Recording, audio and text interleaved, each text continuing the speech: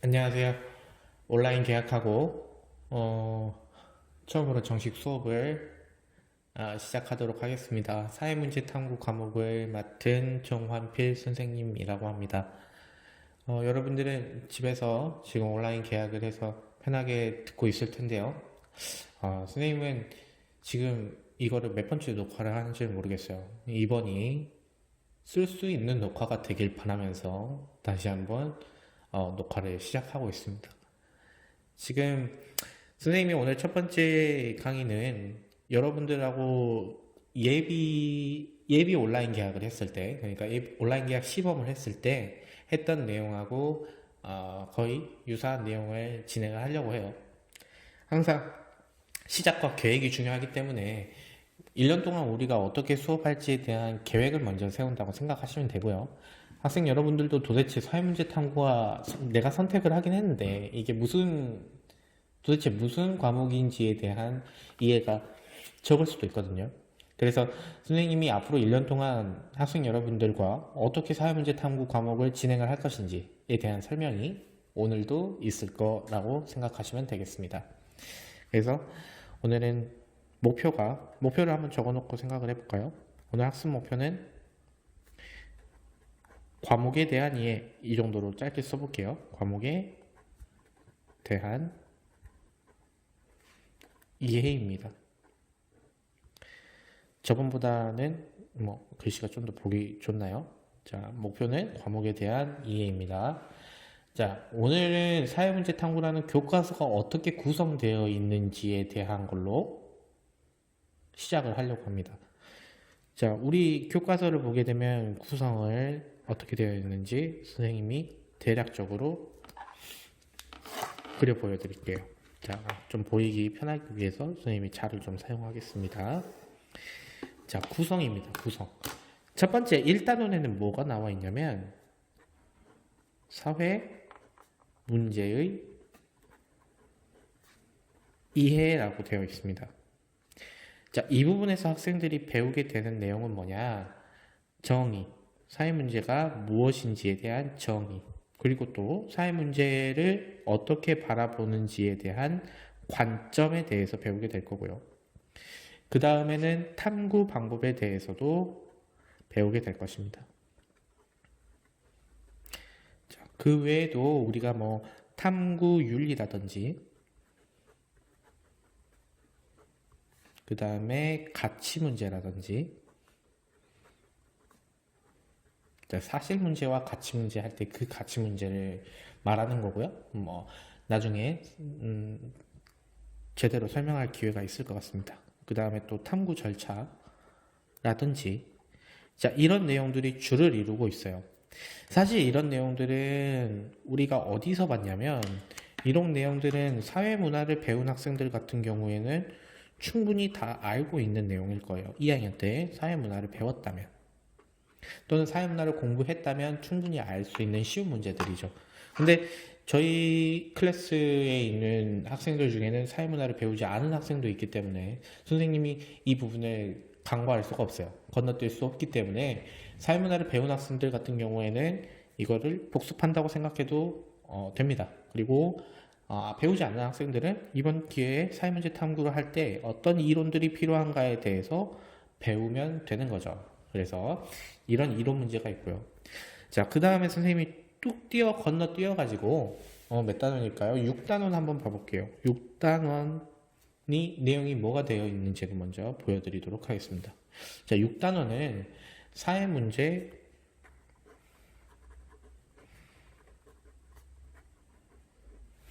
사례 연구라고 되어 있습니다. 자, 이 부분은 탐구 계획을 세우는 방법, 그 다음에 자료를 수집하는 방법, 또는 자료를 분석하는 방법 등이 나와 있습니다. 실제로 사회문제의 사례를 어떻게 연구하는지에 대한 절차적 설명이 나와 있는 거죠. 방법적 설명이 나와 있는 겁니다. 그렇다면 이것도 똑같이 사회문화에 다 있는 내용이에요. 그렇기 때문에 사회문제 탐구의 이론에 관한 부분은 사회문화와 아주 밀접한 관련이 있습니다. 그래서 아까 선생님이 1단원에서 말한 바와 같이 6단원도 설명이 있을 겁니다. 선생님 설명에 대한 의의는 각자 찾으시면 되겠죠. 사회문화를 배운 학생은 복습을 위해서, 사회문화를 배우지 않는 학생은 새로운 사회문제 탐구를 하는 방법을 알기 위해서 이렇게 의의를 찾으시면 될 것 같습니다. 자, 그 다음에 대부분의 구성이 되어 있는 2단원과 5단원까지의 내용에 대해서 설명을 드리려고 해요. 2단원에서 5단원은 어떻게 구성이 되어 있냐고 하면 2단원에서 5단원은 첫 번째, 2단원에서 게임 중독에 대한 이야기가 나옵니다. 이게 게임 중독에 대한 것만 아니라 정보사회의 문제점으로 저희가 사회 문제를 확대해서 볼 수 있어야 되죠. 자, 두 번째 나오는 것은 학교 폭력이 나오게 됩니다. 자, 학교 폭력에서 국한될 게 아니라 수많은 범죄에 대한 것도 사회 문제에서 다룰 수 있겠죠. 확대를 시키는 거예요, 계속. 자, 세 번째는 저출산, 고령화. 자, 이 문제도 인구 문제로 확대를 시키거나 또는 경제 문제로 확대를 시킬 수도 있습니다. 자, 네 번째는 사회적 소수자입니다. 자, 사회적 소수자는 확대를 시킨다기보단 그 예로 장애인 또는 성소수자 또는 이주민들이 될 수 있겠죠.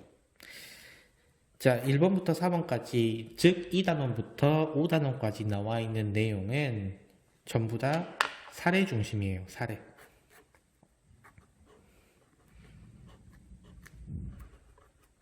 사례 연구를 우리가 연습을 해본다라고 생각하시면 될 것 같아요. 그래서 지금 대략 구성은 지금 이렇게 되어 있는데 지금 구성은 여기가 끝입니다. 우리가 사회문제 탐구의 구성은 여기까지가 끝이에요.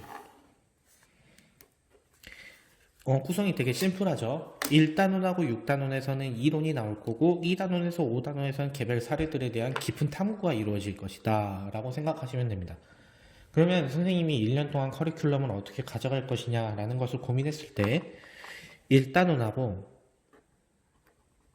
1단원 그 다음에 6단원 이 두 단원으로부터 이론학습 이것이 첫 번째가 되겠습니다. 이론학습을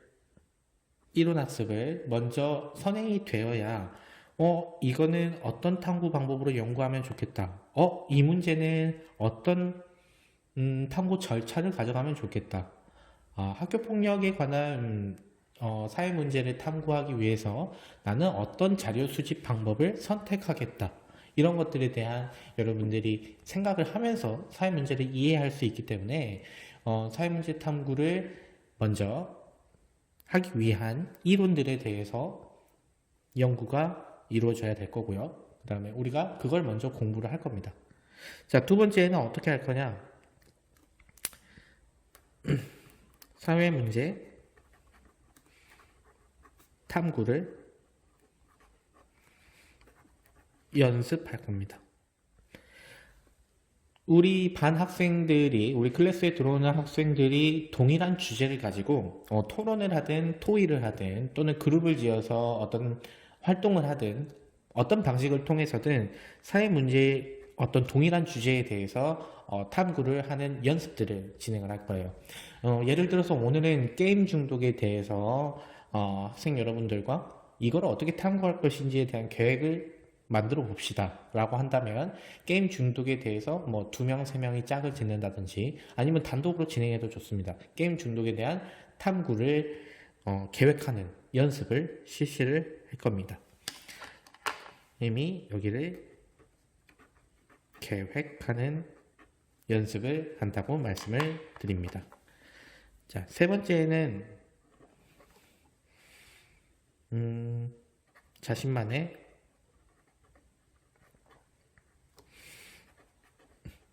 탐구 계획서. 최종 목표예요. 우리의 궁극적인 목표입니다. 자신만의 탐구 계획서를 완성하는 게 궁극적인 목표예요. 우리 수업의 끝입니다, 이게. 자, 이 목표를 달성하기 위해서 우리는 수많은 연습들을 학기 내내 할 거고요. 이런 목표를 달성하고 나면 이것에 대한 피드백이 있을 겁니다. 자, 이 피드백의 방법은 동료가 평가할 거예요. 발표를 하면서 친구들이 이렇게 평가하는 동료 평가 방식을 가져오도록 하겠습니다. 탐구 계획을 세우는 거에 있어서 선생님은 굉장히 긍정적으로 생각하는 건 뭐냐면, 원래는 사회문제 탐구를 실제로 진행을 해줘야 돼요. 이거를 실제 진행을 해주는 게 좋습니다. 자기가 계획을 세웠으면 그 계획에 맞게 수행을 해야 맞는 거죠, 원래는. 근데 이 수행이 사실상 우리가 시간적, 공간적 한계가 부딪히게 돼요. 그렇기 때문에 이 수행이 사실 힘들 거라고 선생님 생각을 해요. 우리 3학년 학생들한테는. 그래서 이 수행 부분을 빼는 겁니다. 어디에서 멈추냐? 계획 부분에서 멈추는 거예요. 대신에 이 계획은 어떻게 돼야 될까요? 철저해야겠죠. 철저한 계획이 있어야 됩니다. 대신에 이 철저함을 우리는 자유롭게 기술할 수 있다는 거죠. 자유롭게 계획을 세울 수 있다는 이야기입니다. 이 자유롭게라는 것은 아주 많은 것을 내포하고 있어요. 예를 들어서 자료를 수집하는 방법 중에 면접법이라는 것도 있고요.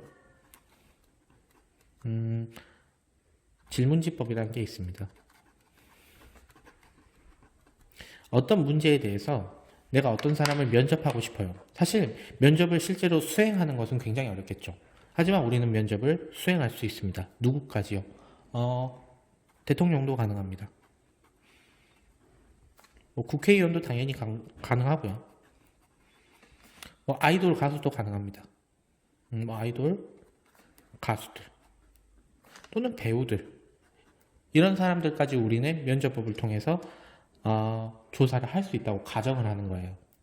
질문지법은 또 어떨까요? 질문지법이라는 것은 실제로 설문지를 돌려가지고 그 사람들에게 수거를 해서 우리가 분석하는 것까지 해야 됩니다.